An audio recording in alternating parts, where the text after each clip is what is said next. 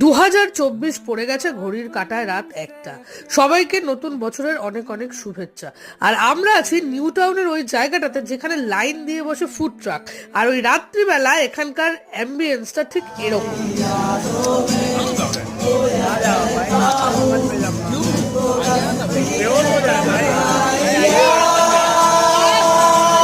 যাই হোক, গান বাজনা শুনতে শুনতে চোখে পড়লো নতুন বেশ কিছু ফুড ট্রাক। আর এই ক্যাসেল মোমো থেকে আমরা প্রথমে নিয়ে নিলাম চিকেন স্টিম। তবে সত্যি কথা বলতে এখানে স্টাফিং ভালো থাকলেও এত বেশি আদার পরিমাণ ছিল যে খেতে একেবারেই ভালো লাগছিল না। তারপরে আমরা নিয়ে নিলাম চিকেন বল, সেটাও আমার অ্যাভারেজই লেগেছিল। স্টার্টার খাওয়া দাওয়া করবার পর মিলস অন হুইল থেকে আমি নিয়ে নিয়েছিলাম একটা এগ নুডলস, যেটা হাফ পোর্শন 70 টাকা দাম, ডিসেন্ট পোর্শন, ডিসেন্ট টেস্ট।